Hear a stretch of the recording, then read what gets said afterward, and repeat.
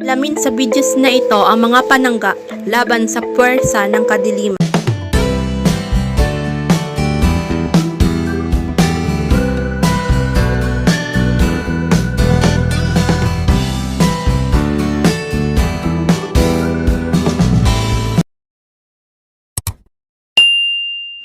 Hello guys mga ka-good vibes, welcome back to our channel. By the way, I'm Jen Kylie Vlog.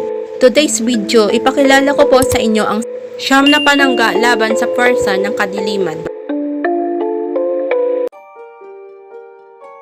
May paniniwala ang maraming mga Pinoy na may iba't ibang klaseng puwersa ng kadiliman ang gumagala mula sa mga mangkukulam hanggang sa lambana ng Tagalog, sigbin ng Eastern Visayas, hanggang berbalang ng Sulu. Paniwala ng maraming Pinoy na nag-i-excess pa rin ang mga ito sa kabila ng makabagong teknolohiya.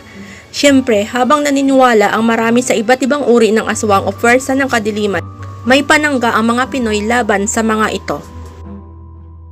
Ang unang panangga ng mga Pinoy ay ang anting-anting. Kadalasan ito ay gawa sa metal, special gem at mga bato.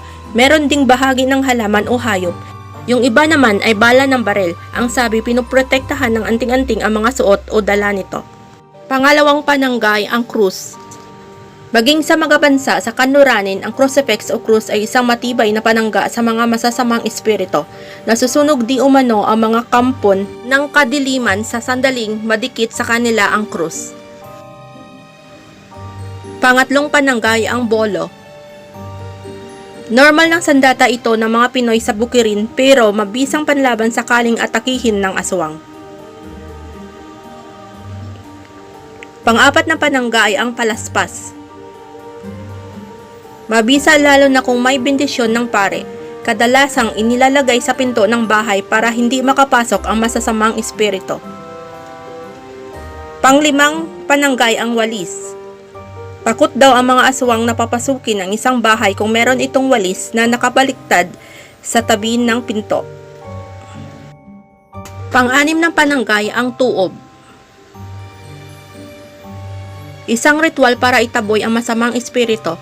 Ito ay ang pagpapakulo at pagsunog ng iba't ibang uri ng damo sa bao at inilagay sa isang upuan ng sinasaniban.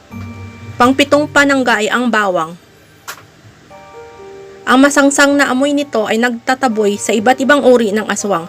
Inilagay sa pinto at mga bintana para hindi makapasok ang aswang sa bahay.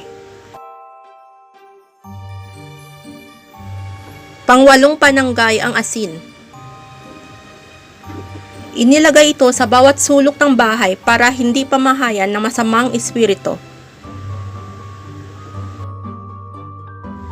Pang-siyam na panangga ay ang holy water.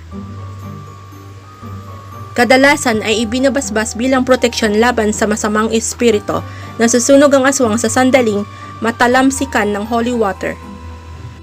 Disclaimer: ang impormasyong po ito ay base lang po sa research ko. Sharing good vibes lang po always.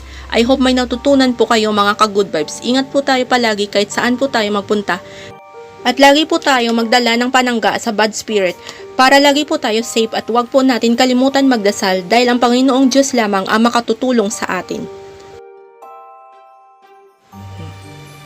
Thanks for watching my videos mga ka-good vibes. Don't forget to subscribe, like if you like my videos today, and just leave a good comment and share. Thank you for watching my videos mga ka-good vibes. And God bless everyone.